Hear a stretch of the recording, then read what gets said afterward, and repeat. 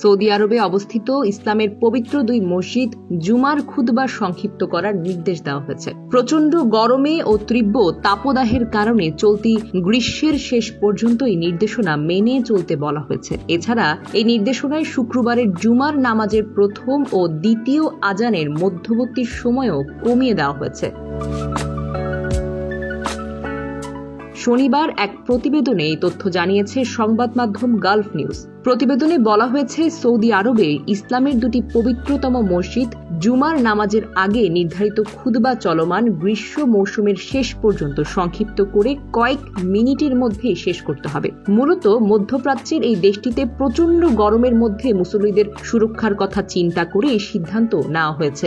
রাজকীয় নির্দেশের অধীনে ইসলামের পবিত্র 2 মসজিদে জুমার খুতবা এবং নামাজের সময়কাল 15 মিনিট নামিয়ে আনা হবে বলে সৌদি আরবের একজন সিনিয়র কর্মকর্তা বলেছেন। এই নির্দেশনা পালন শুক্রবার থেকেই শুরু হয়েছে এবং গ্রীষ্মের শেষ অবধি এটি অব্যাহত থাকবে।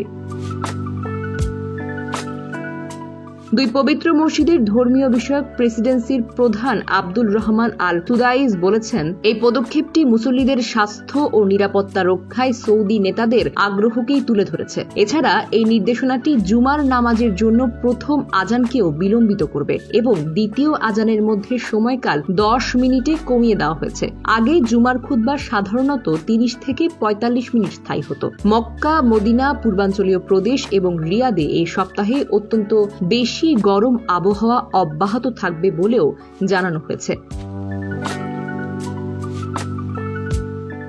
ঐতিহ্যগতভাবে মক্কা এবং আশেপাশের হজের আনুষ্ঠানিকতা শেষ করার পরে ইসলামের 2য় পবিত্রতম মসজিদ মসজিদে নববীতে নামাজ আদায় করতে পবিত্র শহর মদিনায় ছুটে যান। এই মসজিদে আল রাউদা আল শরীফা রয়েছে, যেখানে মহানবী হযরত মুহাম্মদ সাল্লাল্লাহু আলাইহি ওয়াসাল্লাম শায়িত রয়েছেন।